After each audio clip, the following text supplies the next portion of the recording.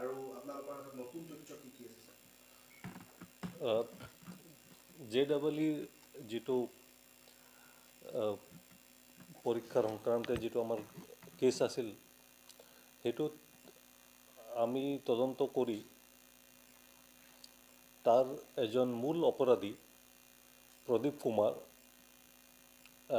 যিজনে আমি তদন্ত মতে পাইছিলোঁ যে তেওঁ আচল কেণ্ডিডেটজনৰ জেগাত ছদ্মবেশ কৰি পৰীক্ষাত বহিছিল, অৱতীৰ্ণ হৈছিল প্ৰদীপ কুমাৰ। তেওঁক আমি দিল্লীত গ্ৰেপ্তাৰ কৰিছোঁ।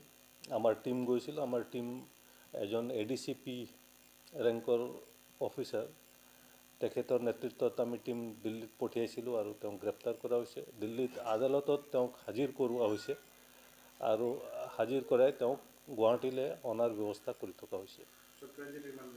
ট্ৰেনজিট ৰিমাণ্ড লোৱা হৈছে আৰু আমি আশা ৰাখিছোঁ সোনকালে তেওঁক গুৱাহাটীত আমি আদালতত হাজিৰ কৰাম। যিহেতু পৰ্যায়ৰ কথা ক'ব নালাগে তদন্তত আপোনালোকৰ হাম হোৱাকৈ, কিন্তু যিখিনি এই মুহূৰ্তলৈকে আপোনালোকৰ অভিযান চলিছে আমি যিখিনি তথ্য লাভ কৰিছিলোঁ এতিয়ালৈকে তদন্ত কৰি, সেই তথ্য পুংখানুপুংখৰূপে বিবেচনা কৰি আমি প্ৰদীপ কুমাৰক চিনাক্ত কৰিব পাৰিলোঁ আৰু তেওঁ দিল্লীত যিটো এড্ৰেছ আছে সেই এড্ৰেছটো আমি বিচাৰি উলিয়াবলৈ সক্ষম হ'লোঁ আৰু আমি লগে লগে এটা টীম পঠিয়ালোঁ দিল্লীত আৰু তেওঁক আমি গ্ৰেপ্তাৰ কৰিবলৈ সক্ষম হৈছোঁ।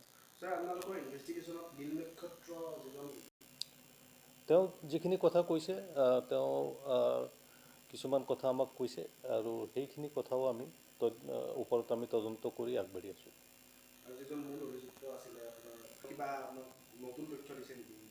এতিয়া তেওঁক আমি ইয়াত আনি আমি ইয়াত আদালতত হাজিৰ কৰাম। হাজিৰ কৰাই তেওঁক আমি পুলিচ ৰিমাণ্ডত ল'ম, লৈ আমি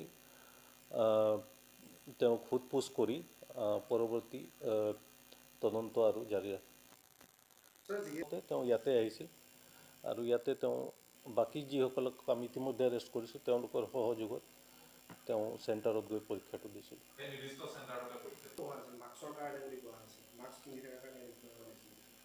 সেইটো এটা কাৰণ আৰু তদন্তত আমি নিশ্চিত হ'ব লাগিব যে তেওঁৱে হয়। সেই গোটেইখিনি তদন্ত কৰা হ'ল আৰু কৰি এতিয়া আমি তেওঁক চিহ্নিত কৰিব পাৰিছোঁ যে তেওঁৱে হয়।